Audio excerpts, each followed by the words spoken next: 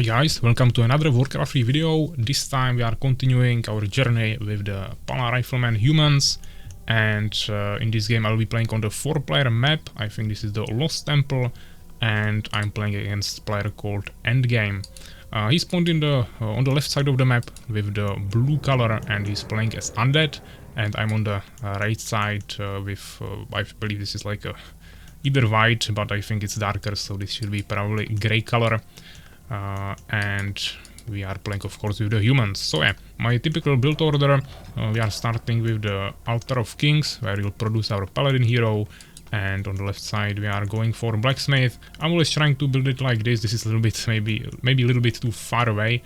I think it would be probably better to build it just here and make a really closed base, but I actually decided to make it a little bit bigger, so we have more space in the back and we can just place our sentries here or even other buildings and make them safe. And I think it should be still pretty easily closable.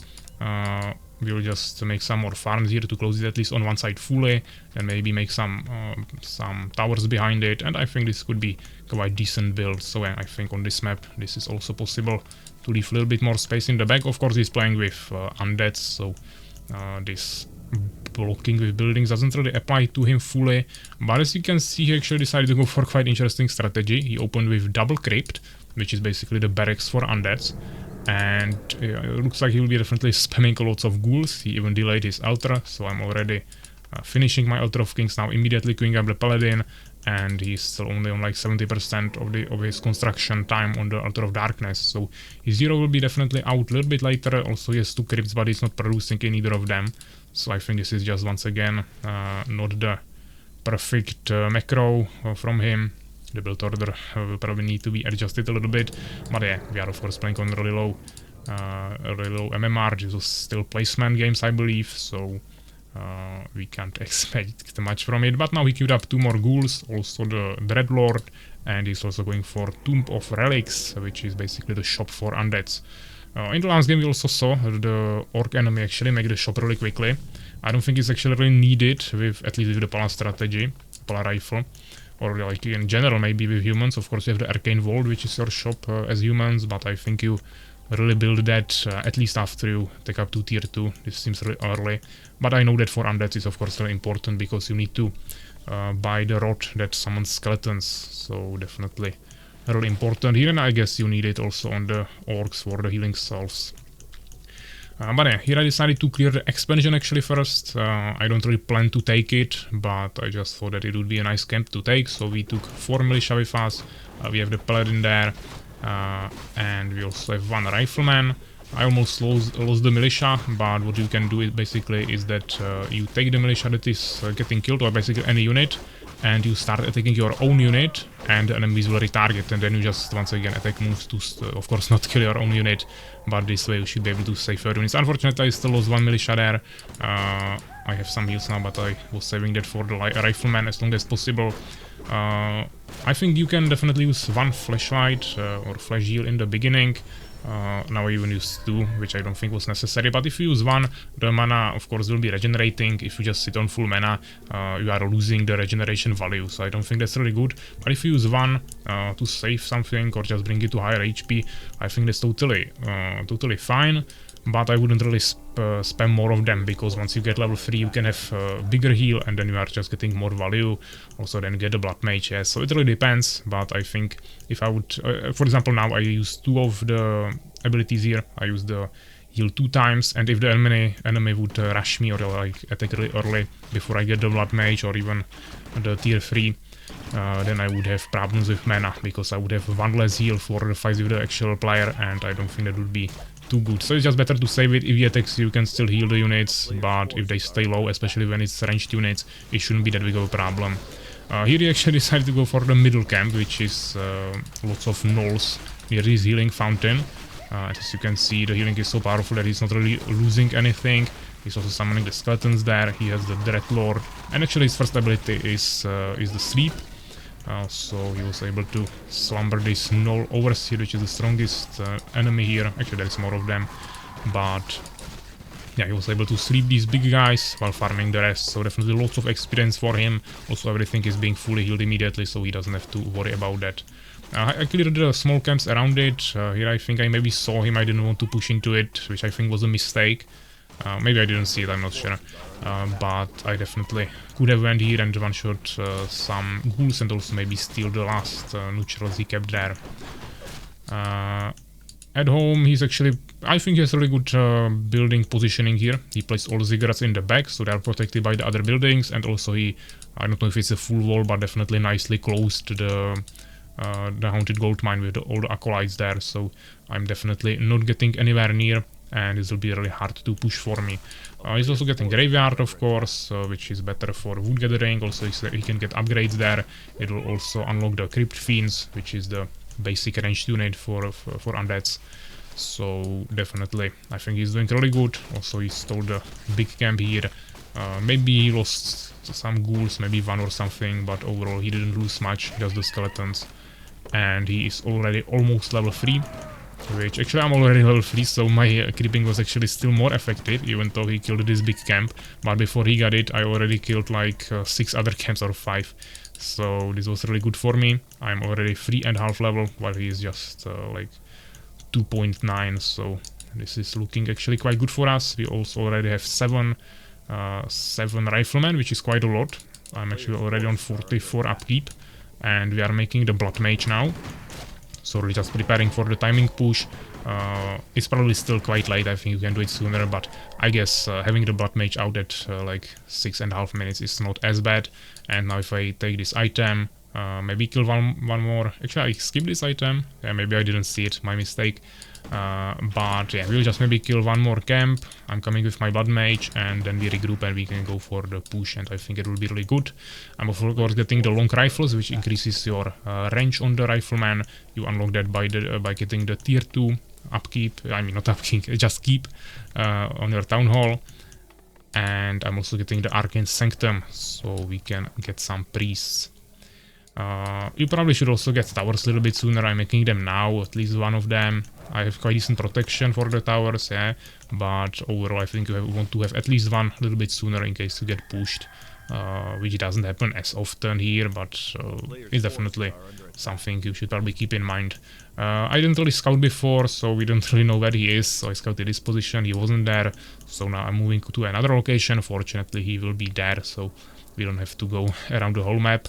Now he also cleared his expansion. He's like 3.5 level, I'm already 4, plus I have the second hero, so this is looking really nice. This is Black Citadel. I think that's already a tier 3, but I'm actually not sure right now with the names. Here we found his hero, we stole some mana, so that's really good. My plan is already full, he slapped him, but that's even more mana wasted for him. Of course, it's not a mountain king that will stun him, so he wasn't really in any danger. I think that wasn't really needed. But he doesn't really have any army, but he has lots of ghouls on wood, so he can just say this and that is his army, so he's actually doing it quite well. He should also upgrade these ziggurats, which he's not doing yet. But he's going with Acolyte out, so actually just another ziggurat there. Maybe he could have placed it in the back, but probably just wanted 2 more ziggurats on the top. I guess that's fine as well.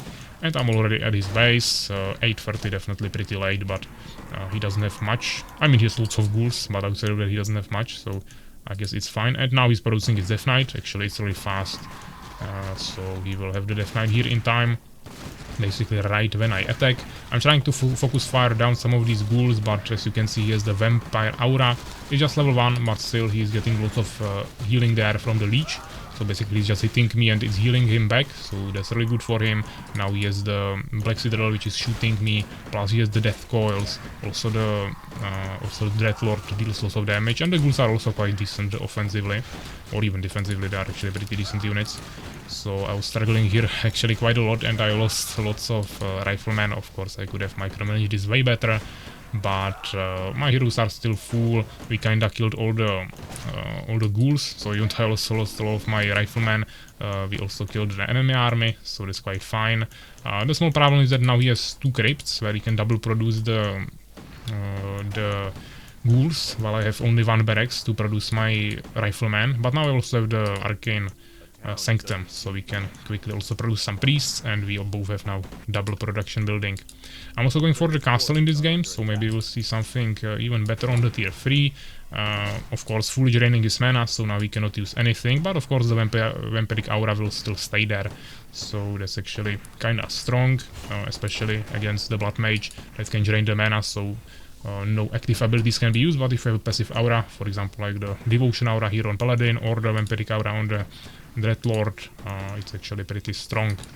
We also saw some items. I have some damage here, ring of protection, double gloves of haste, nothing really on the blood mage. He also doesn't have anything on the death knight, but here on the dreadlord he actually has 1 health stone, which gives him 500 HP on use, and then 200 HP from the potion of healing, so it will be really hard to take down the enemy dreadlord, so that might be a bit of a problem. He's using the sleep again. Unfortunately he doesn't really have the ghouls now. Usually I think you want to do it in a way that you sleep like this and then you surround with ghouls all around the paladin and then just kill him or force him to teleport away. I still have town portal, so that would be probably the answer. But he is not really doing that. He's just accumulating more. Actually he's not even producing now anymore ghouls. He's maybe saving resources for something else. And yeah, I believe this is the tier 3 already. But I'm also already now on tier 3. We are getting some upgrades in the blacksmith. We are on 56 upkeep now already, so that is already the low upkeep, which means we are getting the resources a little bit slower. He's only on 33, so we should be way ahead. But as you can see, there's lots of ghouls. He actually now CC'd the paladin there, quite far away from my army, and that means I can't really heal myself, but he didn't micromanage his death knight out, so I was able to kill him. So that's the first hero kill there for me. I could have definitely also micromanaged this rifleman there, but I was also trying to get the paladin away. My priests unfortunately are now standing under the enemy structures, so we also need to move those away. He's also producing new ghouls here really quickly. So I actually decided to move away a little bit, so we get away from the enemy towers and the main building. And he actually didn't even want to commit to following me. Now I have lots of priests, as you can see. I have actually 6 priests there and only 3 riflemen, so I think I was a little bit over producing the priest there. Also getting the priest master training, more riflemen, but I think it would be just better to probably instead of the castle just make second barracks, or just micromanage it better. But if I can't micromanage it better against so many ghouls, then I should just get second barracks, maybe even in the front base like right here, and produce more riflemen, because now we have just too many priests and I don't think I can really utilize them. Yeah, I mean I have 6 units and 6 priests, so kind of possible, but we mainly should rely on the heals from the paladin. That is why we have this combo of the heroes. We both have level 4 on our main heroes. I have 1 more level on the secondary hero. Once again he's just ignoring my rifleman, following the priest, so I just run away with them and then I just shoot him as he's going there with my rifleman. So that's not that big of a problem. Yeah, nice micromanagement here on this rifleman. Heal him as he runs back. Unfortunately another one died in the process. Draining some extra mana, so we cannot use his death coil with the death knight. His dreadlord still doesn't have any major mana, but he's still getting the aura, and he now actually leveled up the vampiric aura to level 2, so now it's stronger, and he also got the unholy aura from his death knight, which actually increases the movement speed and hit point regeneration. So there's another regeneration, not just the vampiric aura that gives leech to all the ghouls, but now also passive regeneration of HP from the unholy aura. So lots of healing for his army, and when he has so many units it's actually quite effective. Fortunately we are still able to stay at actually now 51 up food, so low upkeep, kinda inefficient to be just 1 over, but okay. And he's actually going for Frostworms. He managed to build 2 boneyards here, which is probably like the strongest unit in the game in terms of pure stats and population. Maybe Mountain Giant would be stronger, but it's of course not flying unit. But yeah, it's of course really expensive. It takes lots of time to produce, and even after that it's actually not that powerful against my composition, because we have just ranged units there, all the riflemen here. I think it's also undead unit, so I can damage it with Holy Light with my paladin, and we can also shoot it with Blood Mage. And actually now I have tier 3, so if I would get Orb of Fire at my home, if I even have Arcane Sanctum, actually I still don't have a shop, so I couldn't. But if I build a shop I could get Orb of Fire, and then we can also hit flying units with range attack from our paladin.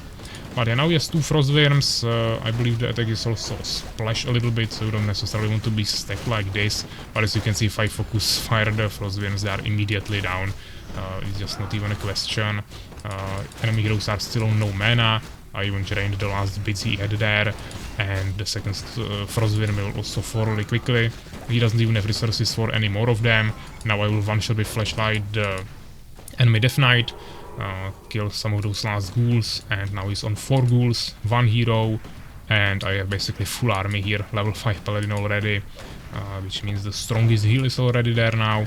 Plus we have level 2 devotion aura, which gives me extra armor, so that's also really good. As you can see, plus 4 armor, that's really powerful.